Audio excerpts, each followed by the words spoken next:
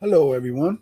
My name is Alex, that man, and I am a recovering addict. 6 years, 4 months, and 2 weeks, and 1 day clean and sober from the slavery of drug addiction. Sorry for starting a little late today. Had to go change my shirt, spilled something on my shirt, and yeah, that's what happened. So I'm here now, though. That's what matters. So if you're just tuning in, what I am doing is reading out of the 12 Steps and 12 Traditions. And this little book right here is what gave me my recovery today, right? Rehabilitation is where you learn to live again. So you learn how to create healthy habits. Um, Things like making your bed, cleaning up after yourself, things like that. Simple things, right? Recovery is where you get back the things you lost. And I don't just mean materially, um, in every aspect, socially, emotionally, spiritually, um, physically. You get back the things you lost. You get back your health, you get back your dignity, your self respect, trust from those that you've lost trust with, and trust for those out there. So, recovery is very important to me, and it's not just about addiction, it literally is 12 spiritual principles that, if applied in your life, you will be able to live a happy and purposeful life. Um, a life of selflessness, a life of faith, a life of prosperity in every sense of the word.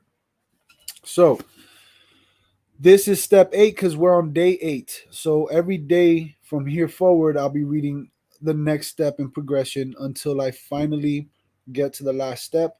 And then there'll be a playlist created on my YouTube channel, which, if you're not subscribed, take a moment, subscribe, and follow me and hit the bell and all that good stuff. My other social media links are also in the description. So you can follow me on Facebook, on Instagram, where I'm basically documenting my whole entire journey when it comes to weight loss and regaining my actual physical and mental health. If you don't know, I've lost over 110 pounds already in the last 4 months, ever since I celebrated my 6 year anniversary uh, from of recovery.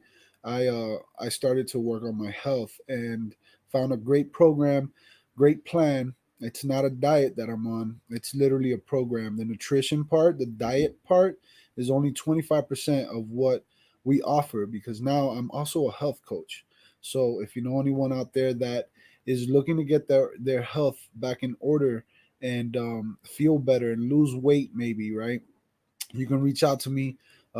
My team, we're a very awesome team. We're doing amazing things, and we care about our clients as much as our friends, right? So, with that being said, 8 days ago when I started this, we were at step 1, which is we admitted we were powerless over alcohol, that our lives had become unmanageable. The next day, we did step 2, which is came to believe that a power greater than ourselves could restore us to sanity. Step 3 is where we made a decision to turn our will and our lives over to the care of God as we understood Him. Step 4 is where we made a searching and fearless moral inventory of ourselves. Step 5, admitted to God, to ourselves, and to another human being the exact nature of our wrongs. Step 6, we're entirely ready to have God remove all these defects of character. Step 7, humbly asked Him to remove our shortcomings. Probably one of my favorite steps, because it opened my eyes up to what true humility is. And then now today we'll be going over step 8, where we made a list of all persons we have harmed and became willing to make amends to them all. So this step is all about love, really. It's all about love. Hey, Broken Arrow, how you doing? Good morning. Glenn, what's going on, Glenn? Thank you for coming in saying hi, man. So this step right here is all about love. All right. When you live a life of turmoil, misery, destruction, you lose things. And like I said, recovery is getting back the things you've lost. Um, you tend to break relationships. You tend to close doors and burn bridges, right? Not only with other people, but with yourself as well, right? So this is all about forgiveness, and forgiveness comes from a place of love. Love is an action at the end of the day. So that's why it's forgiveness, and this is where we begin the step towards forgiving not only others but forgiving ourselves, right? Because to forgive ourselves, we have to understand exactly where we were wrong. So with this step, we'll be covering this, and the next two steps are concerned with personal relations. Learning to live with others is a fascinating adventure. Obstacles: reluctance to forgive, non admission of wrongs to others, purposeful forgetting, necessity of exhaustive survey of past, deepening insight results from thoroughness, kinds of harm done to others, avoiding extreme judgments, taking the objective view, and step 8 is the beginning of the end of isolation. So, up until this point, you're still isolated in a sense. You still feel as though you're alone, and it's because there's so many things that you have wronged, so many people you have wronged, including yourself, and there's so many people that have wronged you. So that's what we'll be discussing in this step. What's up, Lisa? Good to see you. Good morning, and good morning again, Broken Arrow. All right, so here we go. Ready? Ready? Ready? Ready? So basically, I'll be reading through this step. I'll do my best to go through it as quick as possible without any interruptions. Again, if you have questions or anything while I read this, feel free to ask, and I'll do my best to catch the comment and get into it. But I do get passionate when I read this stuff because again, I've applied this to my life for the majority of 6 years. There's been times where I haven't, and those were the times where I've had the most struggle in my recovery. All right, because again, recovery is getting back to things you've lost. And if you lose sight of your recovery or the 12 steps, the 12 principles, then you can start losing those things again. You can start losing your self respect, your dignity, love for yourself, love for others, relationships. You make mistakes. We're human, right? Um, but being consistently and willingly applying these steps in your life will only lead to a prosperous life in all aspects. So the hardest person to forgive is ourselves, Cioso. It is. But by doing this step right here, by getting to this step, understanding this step and working it, you will find forgiveness for yourself. Because in making a list of those that you have harmed, the reason we can't forgive ourselves a lot of times is because we don't even know what we've done wrong, because we've buried it away, we forgot about it, we moved on, but in reality we haven't, because it affected us and it makes us think and feel and act in a certain way. So once we make this list of people that we have harmed and became willing to make amends to them all, and then the next step will actually be that action of making amends with such people.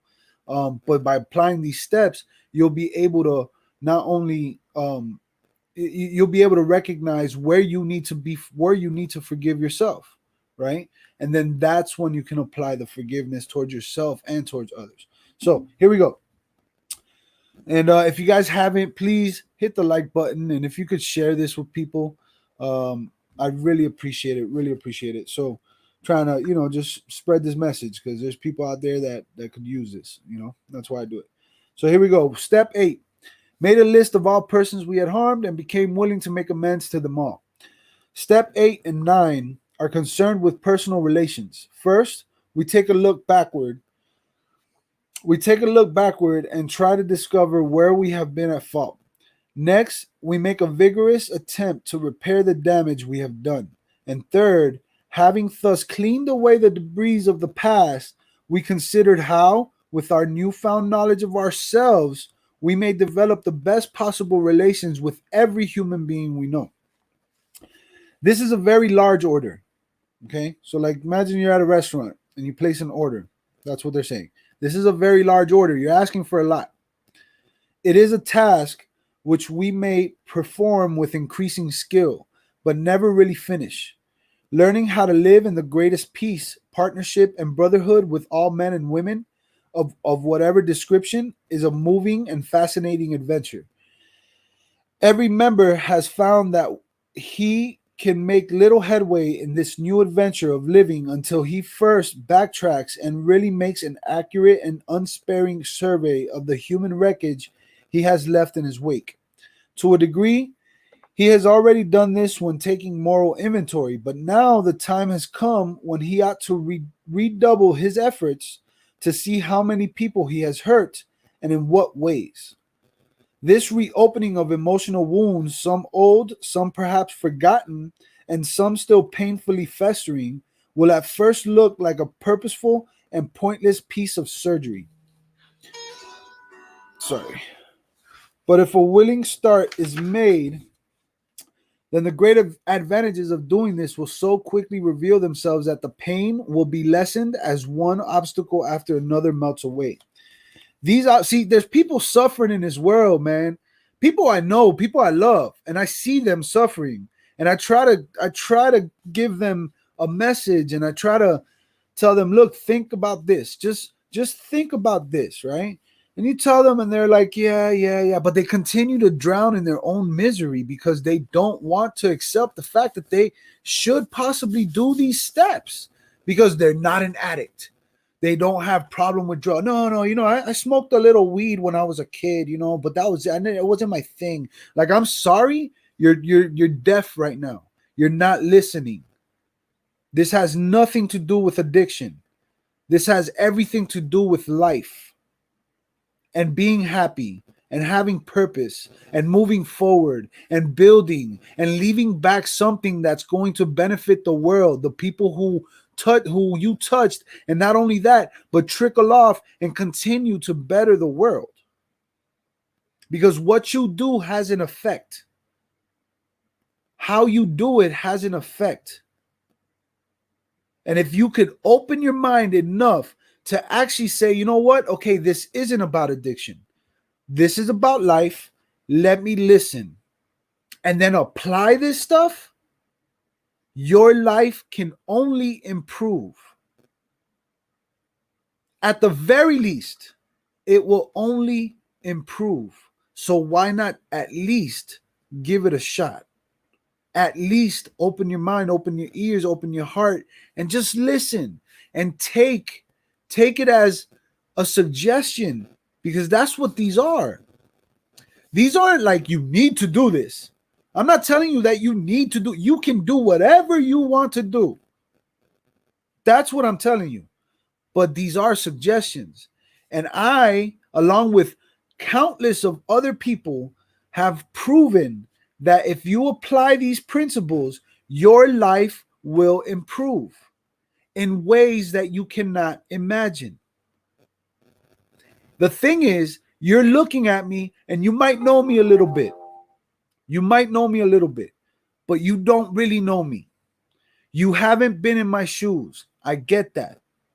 But if you could for a second imagine yourself in my shoes, you would understand how grateful and how blessed I feel to be here reading out of this book to 3 people watching right now. You wouldn't second guess it. It would just make sense to you.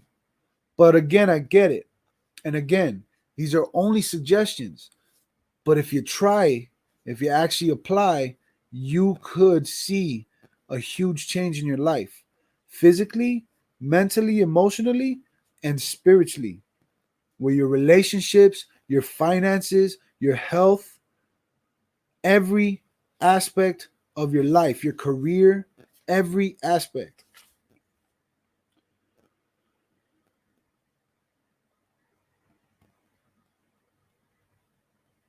These obstacles. Hey, what's up, Mookie? Hi, Mookie. Let me see this. Broken Arrow says absolutely yes. Even if those we have wronged, accept our amends. If we haven't forgiven ourselves, we will not be able to release and move forward. In my honest opinion, much love to all. Exactly. Exactly. And in applying these steps, you will forgive yourself, because it's very true. You'll see as I read steps 8 and 9 tomorrow, okay? You'll see that you're going to make amends with people, and it's not going to be of your liking. You are not going to get what you expect from the majority of people that you've harmed and try to make amends with. They're not just gonna be like, okay, great, come on in, come over. Like, it's not gonna work out like that. But it's not about that. It's not about necessarily them actually forgiving you. It's the action of making amends, because in doing so, you forgive yourself. Let's say you rob somebody. Then 10 years later, you go into recovery, and it's a very close family member. So you still got a relationship with them because you're basically forced into it. And then you practice these steps and you have them on a list of people you want to make amends with.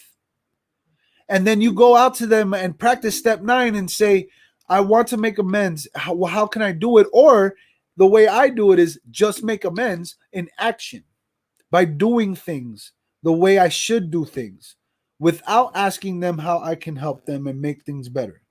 I just do. And imagine in doing that, they never forgive you, right? If you're stuck in the mindset of they haven't forgiven me, you're not paying attention, and you're not realizing that that's not what it's about. It's about you actually making amends for yourself, because once you make amends, it's on them. If they don't forgive you, that's on them. That's not on you. You need the peace. You need the serenity. You need the forgiveness for yourself, not for them. And that's how you end up forgiving yourself. So, yes, I agree with you, Broken Arrow. You're right. All right. I'm going to read that over. These obstacles, however, are very real. The first, and one of the most difficult, has to do with forgiveness. The moment we ponder a twisted or broken relationship with another person, our emotions go on the defense. Dude, I was just saying this stuff. Look. Go on the defensive. To escape looking at the wrongs we have done another, we resentfully focus on the wrong he has done us. This is especially true, if he has in fact behaved badly at all. Triumphantly, we seize upon his misbehavior as the perfect excuse for minimizing or forgetting our own. So that's talking about somebody did you wrong, but you also did them wrong, and you're trying to practice this step and focusing on what you've done wrong and focusing on how you can make amends with them. But since they did you wrong and they're not showing any signs of actually wanting to ask you for forgiveness, you don't see a point in working on making amends with them, because who cares? You know what I'm saying? Right here, we need to fetch ourselves up sharply. It doesn't make much sense when a real toss spot calls a kettle black, right? It's like, yo, you're wrong, but I'm wrong. But you're wrong, right? Like, come on now. Nobody's perfect. What's that thing they say? He without sin cast the first stone, right? I love it, man. I love it. Let's remember that alcoholics are not the only ones bedeviled by sick emotions. It says it there. It's not just alcoholics or addicts or drug addicts or food addicts or sugar addicts, none of that, right? Let's remember that alcoholics are not the only ones bedeviled by sick emotions. Moreover, it is usually a fact that our behavior when drinking has aggravated the defects of others. We've repeatedly strained the patience of our best friends to a snapping point and have brought out the very worst in those who didn't think much of us to begin with. In many instances, we are really dealing with the fellow sufferers, people whose woes we have increased. If we are now about to ask forgiveness for ourselves, why shouldn't we start out by forgiving them one and all. I'm sorry, give me a second.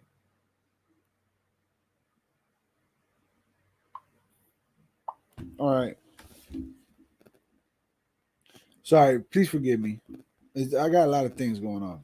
A lot of things. So I'm sorry. Sorry. Now let me focus. I'm gonna focus, all right? Right here, we need to fetch ourselves. I think I already read that part. All right. Here we go. When listing the people we have harmed, I'm sorry, I should be taking this way more seriously. When listing the people we have harmed, most of us hit another solid obstacle.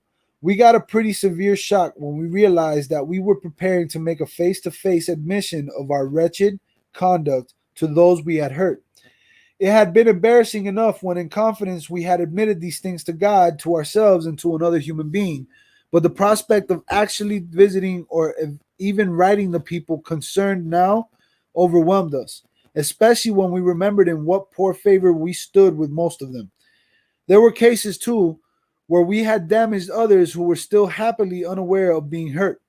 Why, we cried, shouldn't bygones be bygones? Why do we have to think of these people at all? These were some of the ways in which fear conspired with pride to hinder our making a list of all the people we had harmed. Some of us, though, tripped over a very different snag. We clung to the claim that when drinking, we never hurt anybody but ourselves. Our families didn't suffer, but we always paid the bills and seldom drank at home. Our business associates didn't suffer, but we were usually on the job. Our reputations hadn't suffered because we were certain few knew of our drinking. Those who did would come sometimes assure us that, after all, a lively bender was only a good man's fault. Like, it's not a big deal. You just drank a little bit. You know what I'm saying?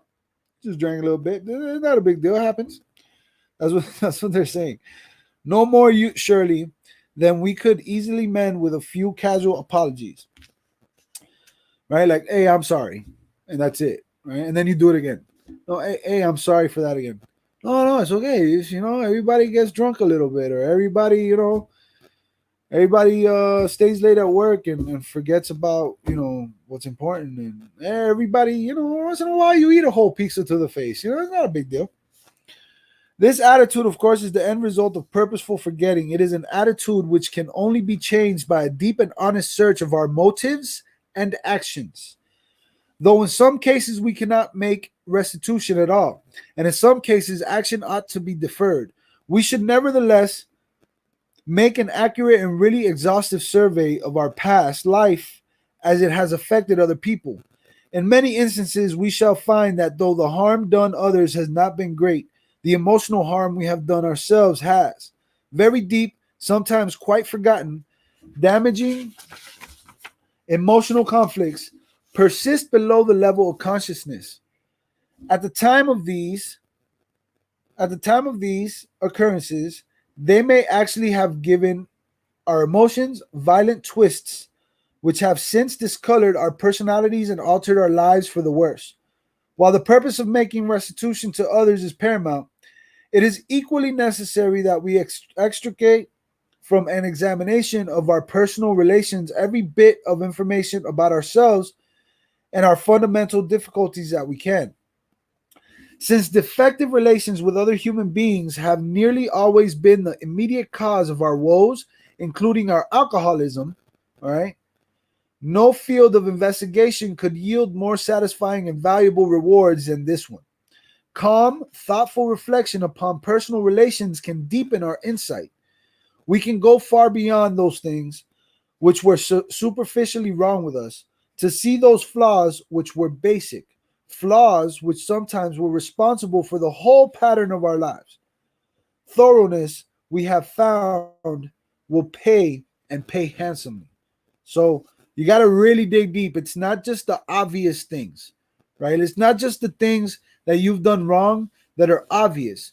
You start there because it's just a start, but you want to really dig deep. You want to really dig deep into all the little things, and that takes time. So this step that you practice isn't something that you're going to do in 10 minutes. I've seen people do it in 10 minutes, and I tell myself, man, They're just, the beauty is that this is something you continue to practice, so you keep doing it. But a start is a start, so it is good. But I think to myself, man, it took them 10 minutes to do it, and they got like 5 people that they've hurt in their lives, you know, and you know very well that there's way more, and there's a lot more things. And the thing is with that, it goes with your fourth step. The fourth step in where you go and do the searching and fearless moral inventory of ourselves, right? The one where you really real deep, like you gotta dig in real deep, and you gotta look at yourself and really believe, like you really have to look at what's wrong with you. You get what I'm saying? All right, cool.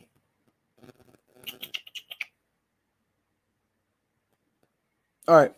We might next ask ourselves what we mean when we say that we have harmed other people. What kinds of harm do people do one another anyway?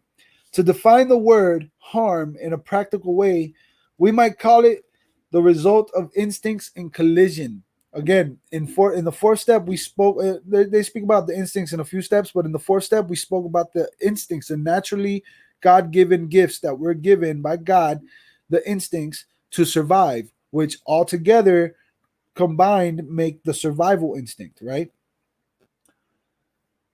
So we might call it in the result of instincts in collision. So our instincts fighting against each other, our sexual instinct, material instinct working against each other, our emotional instinct and our social instinct working against each other, right? Or our social instinct and our sexual instinct, which is a big one. They can be deformed and then start working against each other.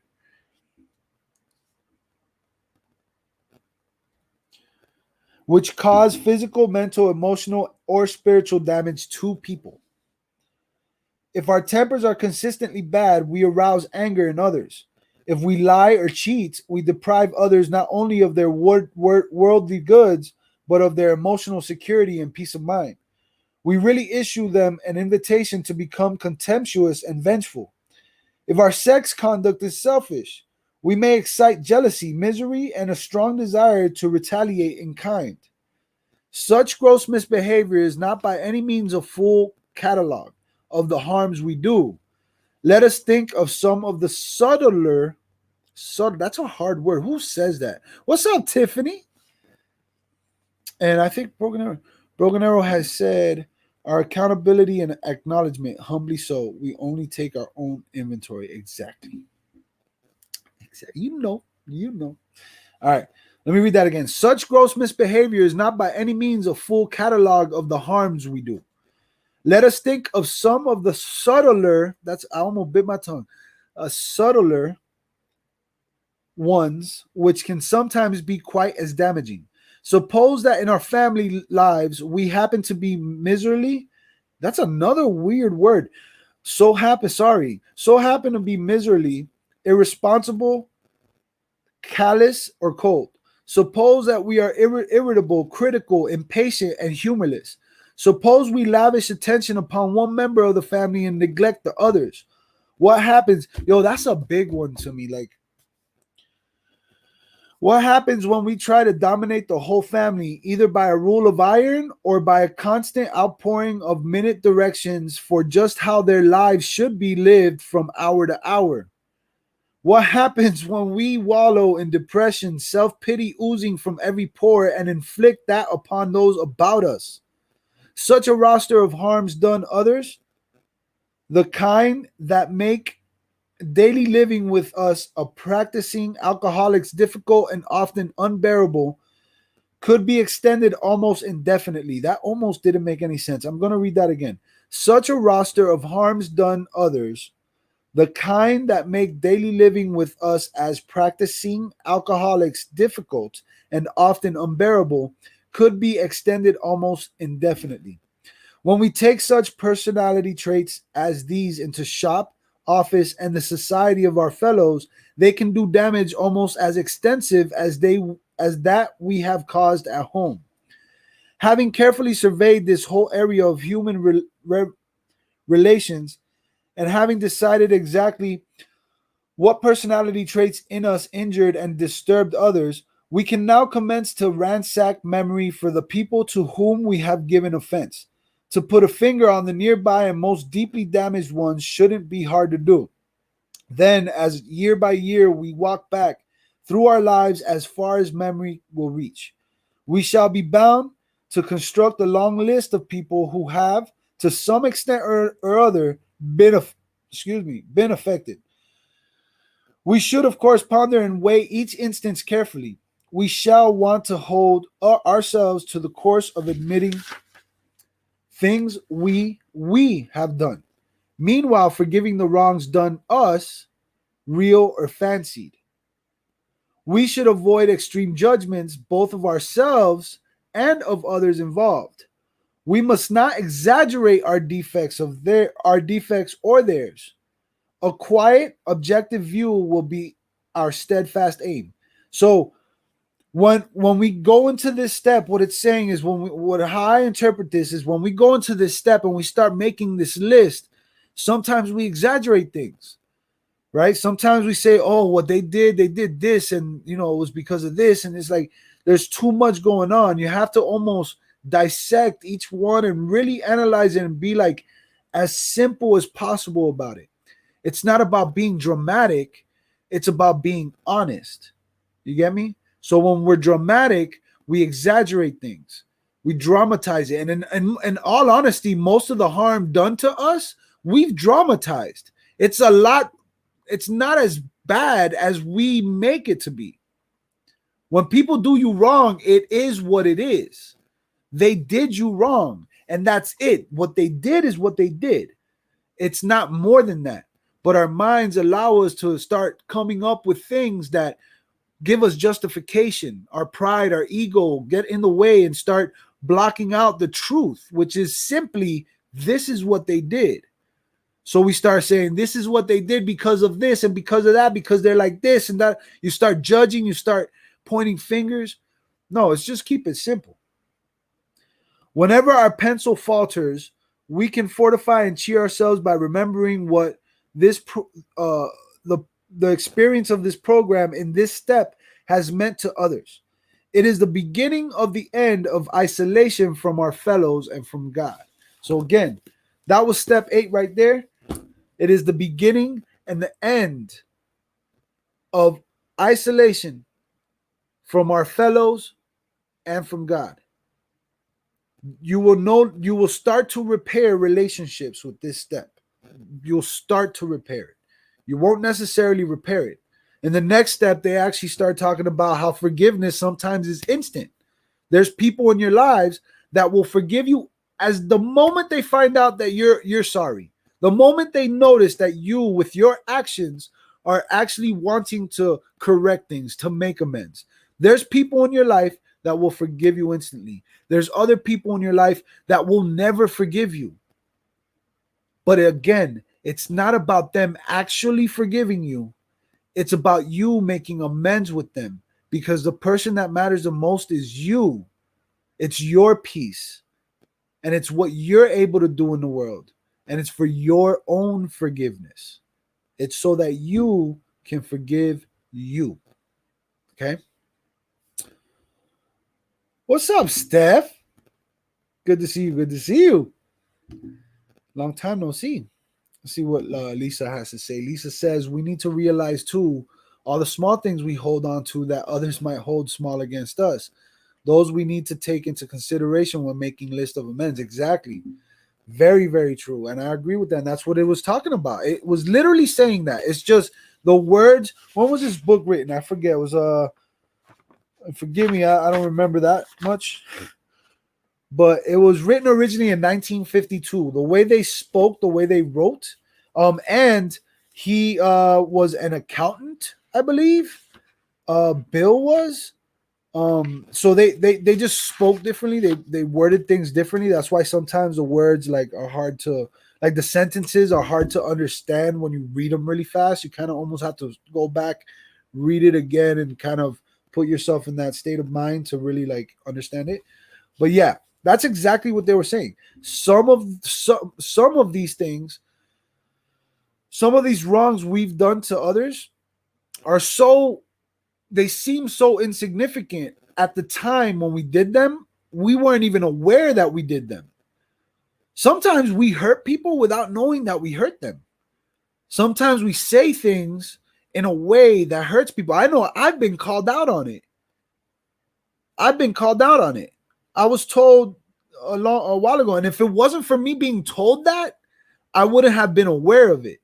So I remember, I would say it was 3.5, 4 years ago. I was still in the recovery group, and there was another guy there, and I had hurt him. I said something that wasn't right. It didn't sit well with him, and it bothered him a lot, like a lot, like enough to where he, would talk to his counselor, whatever you want to call it, his sponsor, um, about it, because it really really made him angry, and I was completely unaware of it until I was told. When I was told, that person was put on my list, and that person I made amends with. You know what I'm saying? And I mean, even though we don't speak anymore, and I honestly don't know what came of his life, um, I can only tell you what came of my life. And in me making amends with him, it built our relationship stronger and made us better together. And now my life is good because I was able to I was able to humbly accept that I was wrong. Because the old me, I would have been told, "Oh, you said this to this person and they didn't like it." I would be like, "Man, what's wrong with them, bro? Why are they so soft?" Like, I didn't say nothing bad. I would have started justifying myself, but instead, I heard it and I analyzed it and I said, "You know what? Okay, if that's how they feel, their feelings are genuine. Whether I was right or wrong, it doesn't matter. What matters is that they felt harmed. So what matters is what I did after, and what I did after was practice these steps. I accepted the truth, which is that I harmed them for whatever reason, and I apologize for it, not only with my words, but my actions. And it started with recognizing that I harmed that person as little. It was so little, I cannot even remember what it is that I said to them. That's how little it was. Because at the end of the day, it doesn't matter what I said to them. What matters is that they felt harmed, that I owned up to the responsibility that I caused something to harm them, and I made amends with them, not only with my words, but with my actions. That built our bond better, and I was able to learn something about myself that I was more conscious about, so that I wouldn't do that to another person. Principles, not alcoholic steps. Okay? Principles that we live by to better the quality, the overall quality of our lives, physically, mentally, emotionally, and spiritually. All right. So listen, I love y'all. Tomorrow will be step 9, and we only got a few days left. So step 9, step 10, step 10, 11, step 12. 4 more days, guys. 4 more days of steps. And I would have read the entire book in front of everyone. Not the entire book, because I don't read the traditions. I'm sorry. I'm sorry. I'm not an AA member, by the way. Oh, another one. Yeah, I am not an AA member. Just so you know. And I don't mean to offend anyone by that. I'm just saying I'm not an actual member. But I practice these spiritual principles. Okay. Yay. All right. So again, thank you for tuning in. If you're new here and you haven't, please subscribe. There will be a playlist. You can go if you missed step 1, if you want to revisit step 3, if you want to visit step 5, whatever it is. There's a playlist on my YouTube channel. You can go listen to it. You can hear it. You can read along. Get yourself your own book. They're only like $20, I think. And it's a good book to have, right? It's a good book. It's a good book. But yeah, subscribe, follow me on Instagram, Facebook, where I'm documenting my whole entire experience and adventure of like losing weight and stuff, all the amazing things I'm doing with my life, all the struggles that I'm overcoming, and the relationships I'm building, which is awesome. Tiffany's one of them. Tiffany, she's feeling amazing. I know she messaged me just now, and I gotta check that message. Um, you know, I'm blessed. I'm blessed today. And I'll be honest with you, straight up and down. It's one thing that I went and looked for help 6 years ago. That's one thing. But if I didn't receive the help and I didn't actually practice this right here, you wouldn't know me. Straight up. You would not know me. You guys, the 6 people in this chat right now, would not be here and you would not know me if I didn't practice these 12 steps. So, Fridays, we do a little show. Me and my three fellow health coaches. It's called Before and After Weight Loss. So now what? So if you guys are interested in learning about how you can be healthy and different things, we discuss all kind of topics. We put out questions. We make the viewers think. It's a great show, to be honest. We're awesome. It's probably my favorite thing I've ever done in a long time.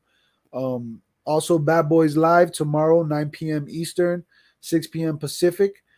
That is where we tell your truth through ours, sharing what we've overcome to help lead you to financial, emotional, and spiritual growth and freedom so that you can live a happy and purposeful life.